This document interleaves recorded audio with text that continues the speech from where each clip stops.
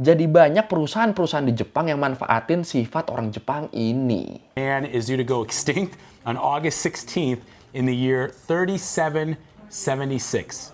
Ini bikin banyak perempuan di Jepang jadi males buat nikah dan punya anak. Karena mereka ngerasa, oke, kita bahas Jepang-Jepangan lagi. Kalau lu inget pas kita bahas Ubasute kemarin, yang budaya buang orang tua di Jepang, di situ kita kan sempat nyinggung dikit ya, tentang orang Jepang yang diprediksi bakal punah dalam 1000 tahun. Dan memang di Jepang tuh diyakini ada beberapa fenomena sosial yang efeknya bikin penduduk Jepang makin lama jumlahnya makin turun.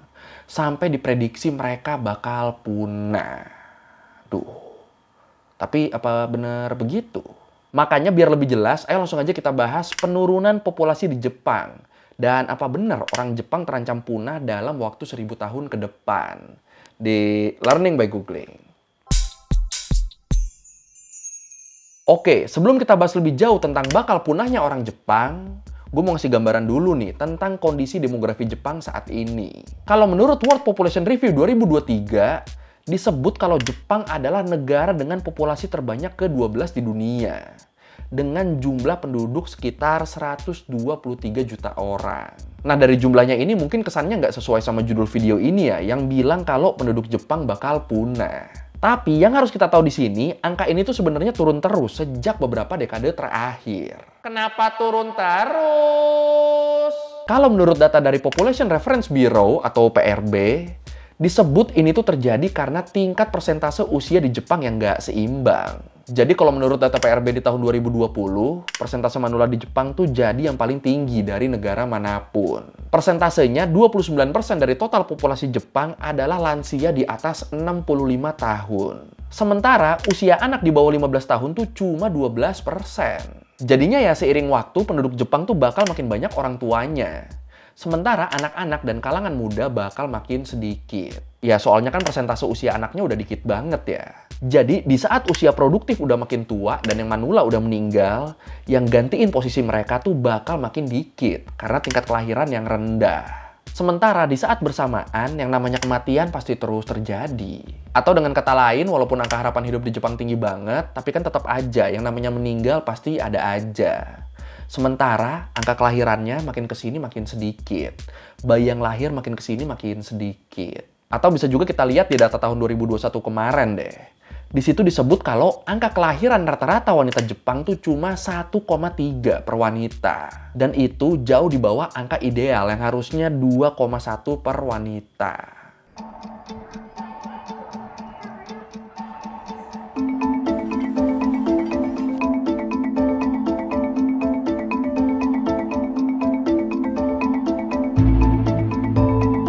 Dan masalah populasi di Jepang ini ternyata punya sejarah yang lumayan panjang nih. Kalau menurut The Japan Times, sejak tahun 1800-an, tingkat kelahiran di Jepang tuh emang sedikit. Sampai akhirnya ada restorasi Meiji yang ngebawa modernisasi dan industrialisasi di tahun 1868. Sejak itu baru tuh, populasi Jepang mulai berkembang pesat. Tingkat pertumbuhan penduduknya jadi makin tinggi.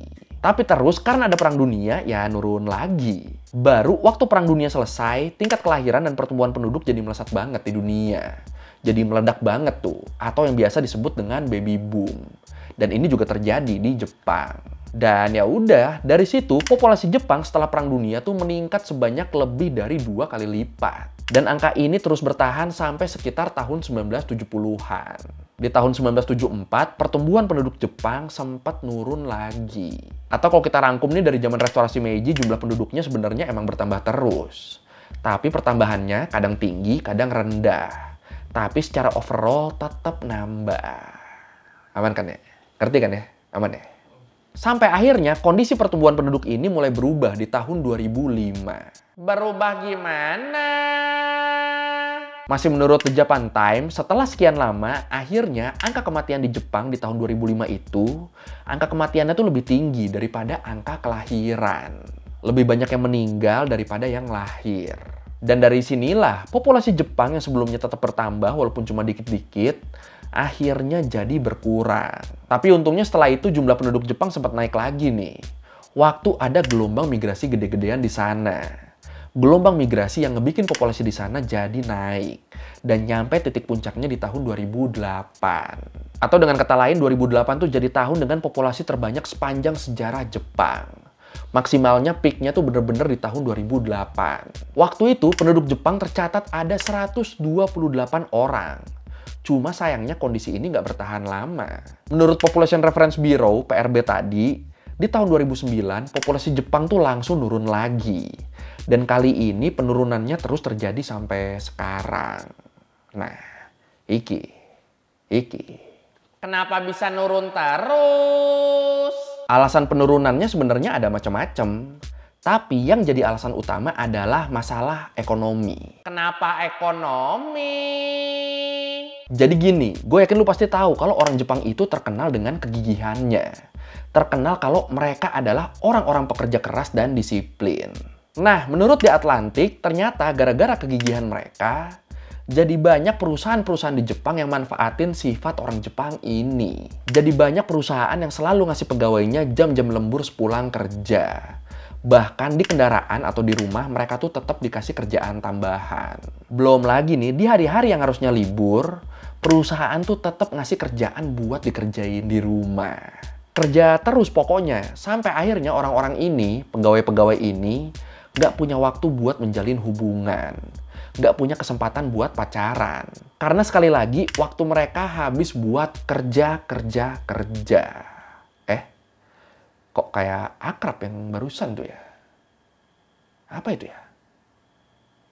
Nggak tahu, lupa. Dan ya udah, namanya kerja terus, akhirnya sisa waktu yang ada cuma dipakai buat makan, tidur, sama istirahat. Jadinya mereka nggak punya gairah tuh buat ngejalin hubungan sama orang lain. Ya mereka pasti mikirnya sayang lah waktunya, mending dipakai buat istirahat kan. Ditambah lagi, walaupun jam kerja dan tugas mereka banyak, tapi ternyata gaji mereka tuh jumlahnya seringkali nggak sesuai. Jadi, walaupun kerja terus, tapi pendapatan mereka tetap sedikit. Langsung habis buat menuhin hal-hal primer doang. Aduh.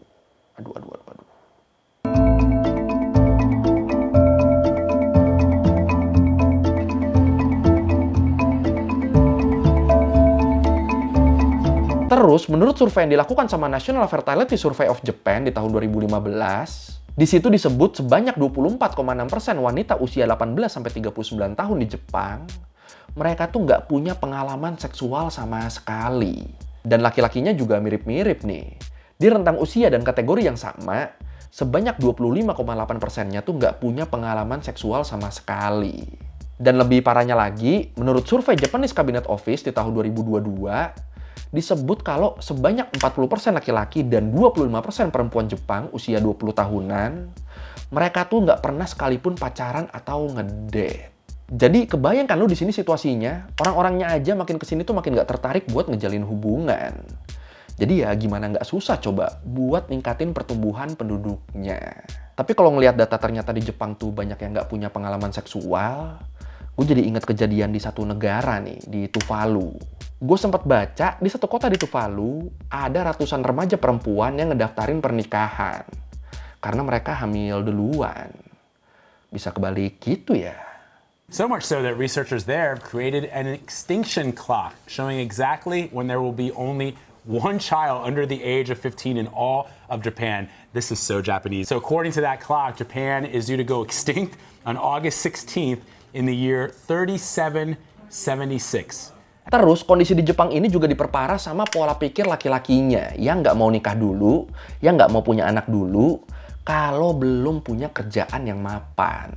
Jadi kalau mereka ngerasa belum siap secara finansial, ya mereka bakal ngehindarin tuh buat nikah dan punya anak. Nah, yang jadi masalah di sini, menurut Tokyo University, jumlah laki-laki dengan penghasilan rendah yang nggak punya pengalaman seksual itu, mereka tuh ada 20 kali lipat lebih banyak daripada yang dianggap punya penghasilan cukup. Atau dengan kata lain, mayoritas laki-laki Jepang tuh ngerasa belum siap buat nikah. Sementara kalau perempuannya justru sebaliknya nih. Perempuan yang punya pendidikan atau karir lebih tinggi, mereka malah jadi kaum yang punya sedikit pengalaman seksual. Jadi kalau buat perempuannya, perempuan-perempuan yang lebih miskin atau pendidikannya lebih rendah, mereka malah punya lebih banyak pengalaman seksual. Jadi kebalik nih ya cowok ceweknya, yang cowok yang berpenghasilan rendah yang gak punya pengalaman, Yang cewek justru yang berpenghasilan rendah, yang banyak pengalaman. Dan keadaan makin diperburuk sama peran dalam keluarga yang nggak seimbang. Dimana biasanya cewek lebih banyak ngurus urusan rumah tangga kan. Makanya akhirnya ini bikin banyak perempuan di Jepang jadi males buat nikah dan punya anak. Karena mereka ngerasa terbebani sama urusan rumah tangga. So this profound gender imbalance seems to be leading a lot of Japanese women to say, I don't want that life. I don't want to have to do everything at home and I don't want to have to work very hard. Nah, seiring waktu, masalah penurunan populasi orang Jepang ini akhirnya bener-bener jadi masalah yang serius. Karena ya balik lagi, jumlah penduduk yang tua makin bertambah tiap tahunnya di sana karena angka harapan hidup yang tinggi, tapi angka kelahiran bayinya makin sedikit. Terus menurut The World Counts, kalau kondisi demografis di Jepang yang sekarang ini terus berlanjut, nanti di tahun 2053 aja, populasi di sana tuh bakal ada di bawah 100 juta. Dan di tahun 2065, bakal turun terus jadi cuma 88 juta. Dan prediksi ini juga diperkuat sama pendapatnya Hiroshi Yoshida, seorang profesor ekonomi di Tohoku University. Dia bilang secara teoritis populasi orang Jepang tuh bisa punah dalam waktu 1000 tahun. Kalau pemerintah Jepang nggak berhasil ngebalikin keadaan. Nggak berhasil bikin kondisi kelahiran di sana jadi meningkat lagi. Dan ternyata ini juga jadi masalah buat ekonomi dan pertahanan Jepang nih. Kenapa jadi masalah ke situ? Lu bayangin aja, kalau penduduknya nggak ada, kalau penduduknya cuma dikit, ya bakal banyak tuh perusahaan di Jepang yang bangkrut karena kekurangan pekerja. Dan di sisi lain, pertahanan Jepang juga bakal rentan karena nggak ada personil yang memadai. Ditambah lagi, kalau nanti penduduk mayoritas Jepang adalah yang tua-tua, itu kan mereka bakal kekurangan orang-orang muda ya, buat ngurus mereka, buat ngurus orang-orang tua ini. Jadi makin kacau tuh ntar tuh. Padahal sekarang aja, sebagian dari alokasi pajak di Jepang tuh digunakan buat tunjangan-tunjangan para lansia. Nah, kebayangkan jadi, kalau lansianya makin banyak, tapi pekerja dan pendapatan negaranya makin dikit. Ya udah, bisa hancur nanti negaranya. Aduh, jangan sampai ya. Terus buat mencegah ini, pemerintahnya udah ngelakuin apa? Nah ini, pemerintah Jepang sebenarnya udah ngeluarin kebijakan yang bakal ngasih tunjangan dana buat pasangan yang punya anak. Terus di beberapa daerah juga udah didirikan tuh tempat-tempat buat nitipin anak dengan harga yang terjangkau. Biar orang tua nggak takut anaknya nggak keurus karena nggak mampu bayar pengasuh. This is one of many events organized each year by the Japanese government to get young people to hook up, shack up, and make babies. Japan's overall population is dropping, and the government is panicked.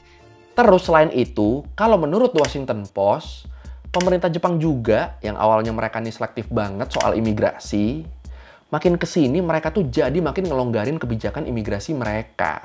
Biar orang-orang dari luar negeri bisa kuliah atau kerja di sana. Biar minimal perekonomiannya bisa tetap jalan, walaupun dengan tenaga kerja asing. Tapi kalau udah gini populasinya bisa naik lagi nggak? Kalau menurut Nippon.com, walaupun populasi angka kelahiran per wanita di Jepang tuh naik ke tingkat ideal, naik ke angka 2,1 per wanita tadi, tapi tetap butuh waktu yang lama buat ngebalikin keadaan kayak dulu lagi. Seenggaknya sampai tahun 2090. Baru di tahun 2090 itu, kalau angkanya terus-terusan ideal, laju pertumbuhan penduduknya nggak bakal nurun lagi. Atau untung-untungnya malah jadi bisa meningkat. Tapi tetap harus kita ingat lagi nih, semuanya baru bisa kejadian kalau angka kelahirannya konsisten naik terus sampai tahun 2090. Masih lama banget loh ini loh. Makanya akhirnya sekarang, satu-satunya cara yang bisa dilakukan buat ngejaga perekonomian Jepang ya kayak yang kita bahas tadi. Dengan cara nerima sebanyak-banyaknya imigran asing di sana. Jadi, walaupun orang Jepang lokalnya mungkin terus berkurang, tapi seenggaknya fungsi negaranya tuh tetap berjalan. Ekonominya bisa tetap muter, walaupun pakai pekerja asing. Tapi menurut lu sendiri gimana? Apakah lu yakin orang Jepang bakal punah dalam 1000 tahun? Atau sebaliknya, bakal naik lagi nih nanti nih? Silakan komen. And the government have made a substantial effort to expand the capacity of the child care, for example, but we don't see the huge increase in the fertility rate. So it's very difficult issue and there is no easy fix for this issue. Oke, sekian review gue kali ini tentang orang Jepang yang diprediksi bakal punah dalam 1000 tahun ke depan. Aduh, semoga jangan ya. Ngeri loh ini loh. Kalau lu mau revisi lagi gue udah salah, atau lu mau nanya, atau mau nambahin yang ada di video, bisa lu tulis di komen, kita diskusi kayak biasa.